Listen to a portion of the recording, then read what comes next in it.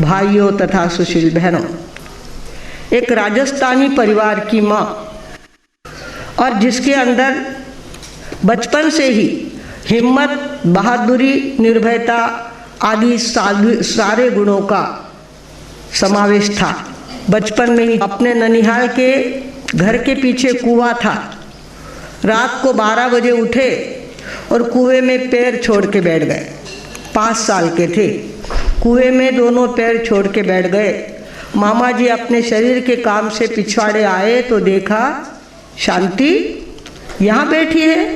बोले मुझे भूत को देखना है। कुएं में भूत होते हैं तो एक आध भूत मेरा पैर पकड़ेगा और मैं नौकार मंत्र बोलूँगी तो भूत बड़ा या नौकार मंत्र बड़ा, ये मुझे देखना है। मेरा नौकार मंत्र हमेशा जीतता है, भूत हारेंगे, मैं जीतूंगी और भूत पे विजय मिलाऊंगी। मामा जी ने तो धीरे से उसको उठाया, अंदर लेके गए और थपकी दे के सुला दिया।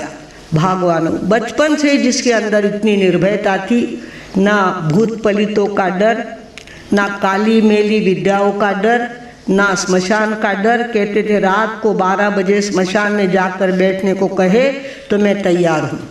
और हम माँ बेटी दीक्षा से पहले, मुझे कोई बैराग नहीं था, दीक्षा लेने की कोई भावना मेरे मन में जागी नहीं थी। उसके पहले मेरी माता ने मेरी यात्रा करवाई और बड़े बड़े साधु संतों के पास लेके गए। नाना लाल जी मार साहब के गुरु गणेश लाल जी मार साहब, ज्ञान गच्छ के गुरु समरतमल जी मार साहब, सबके पास हम जाके रहे।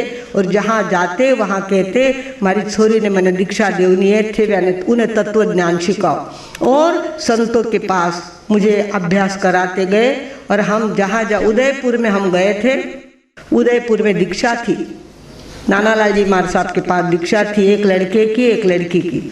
और सबको दीक्षा स्थली पे जाना था, बहुत लंबी दीक्षा स्थली थी। रात को वही रुकने वाले थे और कहने लगे जिस बाड़े में अपन रह रहे हैं, पंचायती बाड़े में, वहाँ पे रात को घुंघरू की आवाज़ आती है और कोई यहाँ रात को अकेला रह नहीं सकता।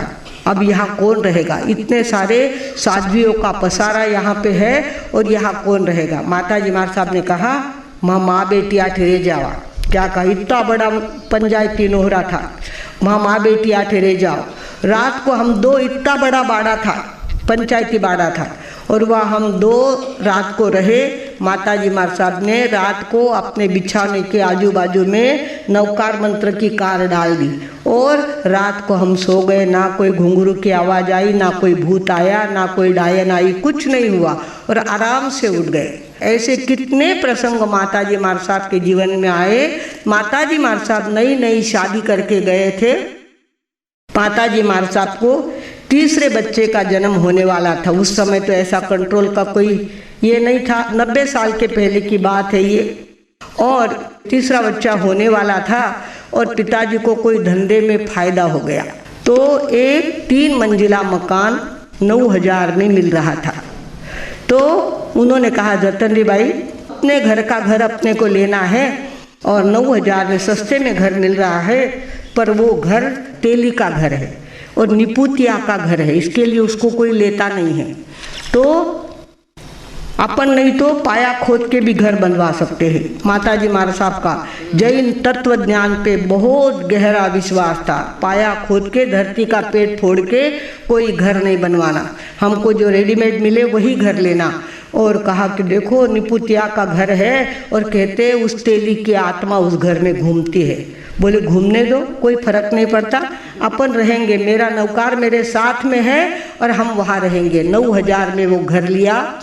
उस घर में आने के बाद लड़की का जन्म हुआ और उस समय भी हमारे संसारी पिताजी भी 14 का उपवास करते थे और घर में धर्म ध्यान का माहौल तो था ही। अमावस्या का दिन था, बच्ची 3 दिन की थी और पिताजी पौषत करने के लिए थानक में जाया करते थे। वो थानक में गए हुए थे और घर में एक दायन थी। गर्मी के दिन थे, इसके लिए दायन और छोटी छोटी 2 लड़कियां ओटे पे बाहर सोई थी। पूरे घर में एक जचकी और उसकी बच्ची दोनों घर में सोए थे। बीच का घर था, वहाँ कमरे में उनकी डिलीवरी हुई थी, वहाँ पे सोए हुए थे। रात को 12 बजे एकदम जोर से रोने की आवाज़ आई।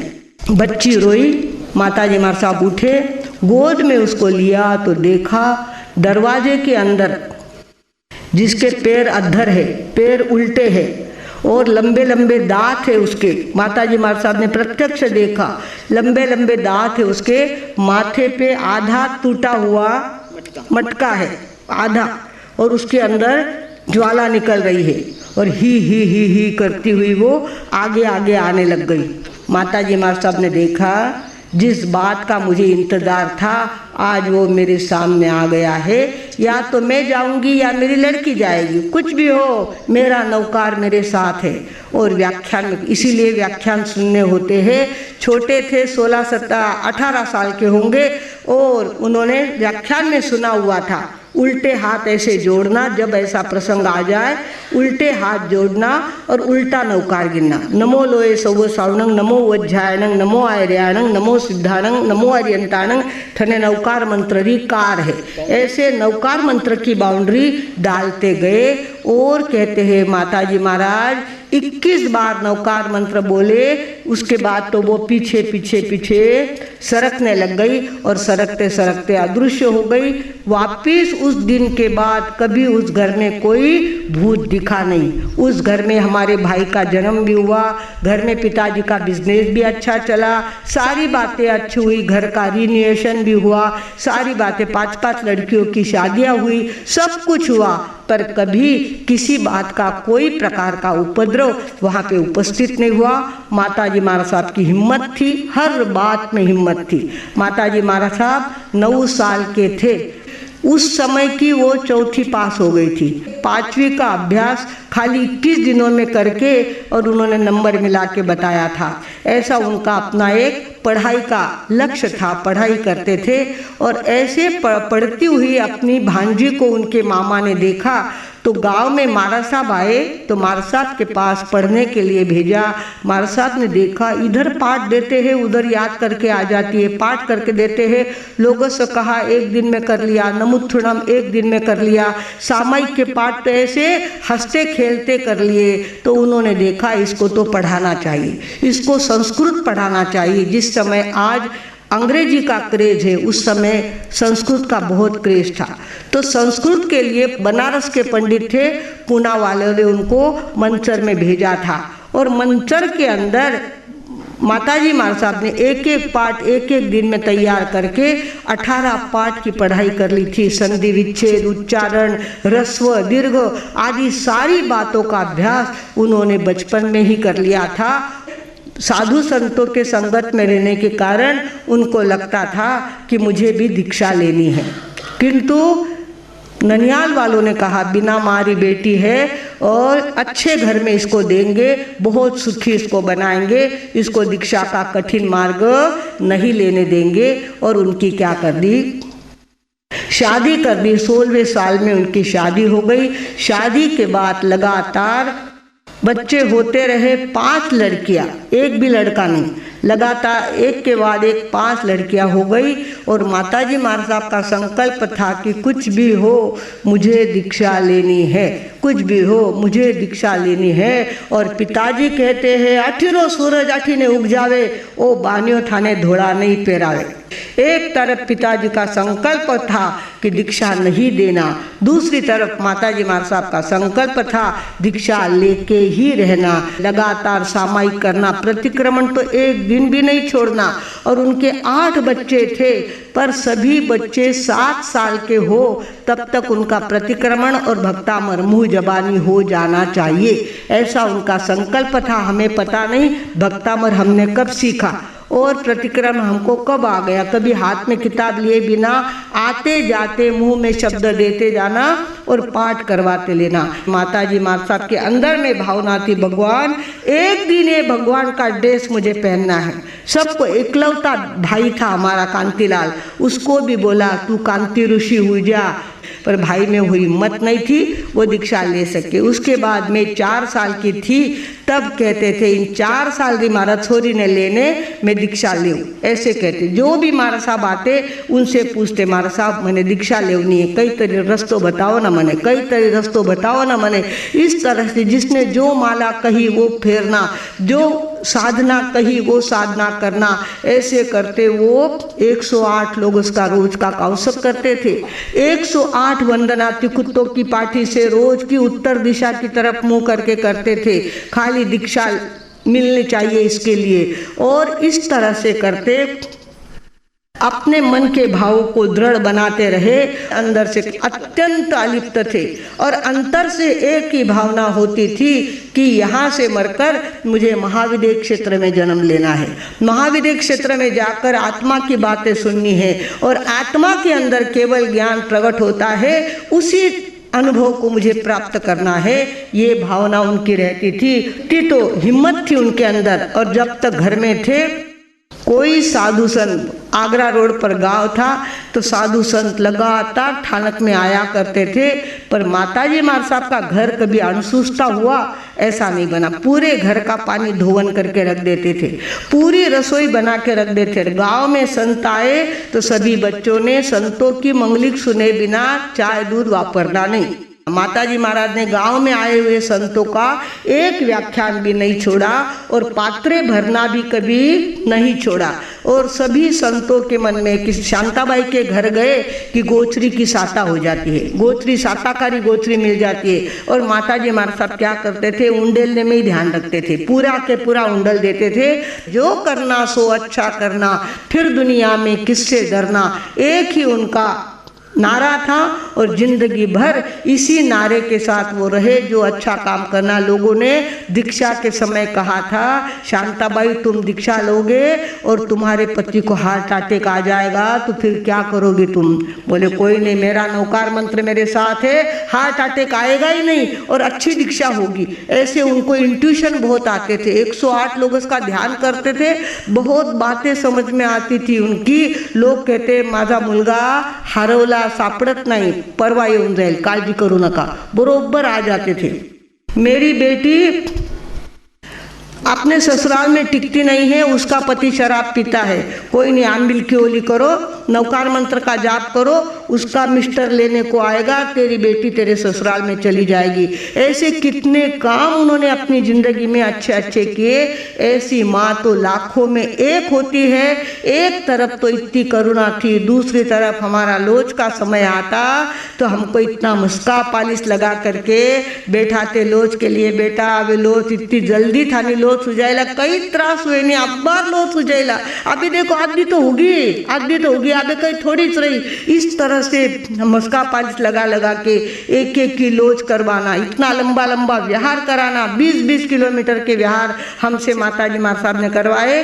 और जब डाकुओं के एरिया से आए तब तो 32-32 किलोमीटर हम चले हैं। कषाय तो नामो निशान नहीं, किसी ने गुस्सा करना नहीं, क्रोध करना नहीं, अहंकार करना नहीं, लोभ लालच तो बिल्कुल करनी नहीं। हमने, हमारे पिताजी ने दीक्षा लेते समय कहा था, बेटा दीक्षा ले रही हूँ, मुझे दीक्षा देने में कोई एतराज नहीं है, पर ध्यान रखना, एक तो पैसे के लफड़े में पड़ना नहीं और दूसरा माल ताल खाना नहीं। माताजी मार साहब का कहना था, बेटा मेरी पेट में आई है तो कोई जीव दया का काम कर, कोई जीव दया का काम कर, ये उनकी प्रेरणा थी। और हमने इस काम को हाथ में लिया 1982 से। तब से लगातार इस काम को करते रहे। बम्बई में तो बहुत बड़ा काम, हम 3 बार कत्ल खाने पे गए थे देवनार के। उसके बाद वहाँ से विहार करते हुए हम आगे चले, चंद्रपुर गए। चंद्रपुर के अंदर सड़क पे व्याख्यान होते थे, 5-7 हजार लोग व्याख्यान में आते थे। तब हमारे चंद्रपुर के सुरेंद्र भाई दवे आज हमारी सभा में उपस्थित है। तो वहाँ के सरपंच ने हमको कहा की महाराज जायची घाई कशाला करता, थांबा नाही तर. म्हटलं काय भाकरी खातच बसायचं काय तर मग काय करायचं म्हणे, अजून त्याच्या पुढे काय करायचं. मैंने कहा कि अरे भाई गो हत्या कितनी हो रही है, गोरक्षा का काम कितना बड़ा है, गोरक्षा करो तो हम रुकेंगे. अरे महाराजांना गोरक्षा पाहिजे, मग चला आपण गोरक्षा करू. और वहाँ के 5-25 लोग जो कल आके गए, चंद्रपुर के लोग, वे सारे गए गाय को बचाने के लिए. पहले दिन 56 गाय बचा के लेके आए और हमारा व्याख्यान चल रहा था. ऐसे जोरदार नारे लगाते हुए आए, हमको लगा कोई गड़बड़ी हो गई, पता नहीं क्या हो गया. देखा तो 56 गाय लेकर के वे लोग आए हैं. वे कल माता जी यहाँ पे बैठे थे अब इतनी गौओं को रखना कहाँ, 56 गायों को। तो माताजी मदन बाई पारक ने कहा मेरा बगीचा किस दिन काम आएगा, सारी बगीचे में गाय छोड़ दो। और सारे बगीचे में इतने फूल लगे हुए थे, सारी बातें थी, 56 गायें वहाँ पे छोड़ दी। और हमारे सुरेन भाई दवे आज हमारी सभा में उपस्थित है। उन्होंने उस समय अपनी तरफ से 25,000 रुपये दान दिया। बात कब की है, 93 की, मतलब कितने साल हो गए, 25 साल हो गए उस बात को। तब उन्होंने 25,000 का दान दिया और देखते देखते फंड इकट्ठा हो गया। किसी ने जमीन दान ने दी, किसी ने बोर का पैसा दिया और गौशाला का। दूसरे दिन वापस लोग गए, उनके हौसले बुलंद हो गए। दूसरी बार गए तो 110 के ऊपर गाय बचा के लेके आए और देखते देखते वहाँ पे गोरक्षा केंद्र खुल गया। दूसरे बहुत बड़े श्रावक हमारे सब बीच में आए हैं, केसरी चंद जी साहब मेहता। 700 बछड़े और 700 गायें ट्रेन में भर दी थी और कत्तल के लिए वे जा रही थी। उन्होंने जाकर के वो ट्रेन रोकी, सारे जानवरों को वहाँ उतारा, सरकार के साथ पंगा लिया, कोर्ट कचहरी में चाहे जितने सवाल जवाब किए पर 700 जीवों की जान बचाई। आज भी कोर्ट में सरकार के साथ लड़ने वाला एक बहादुर है तो वो है केसर चंद साहब। वो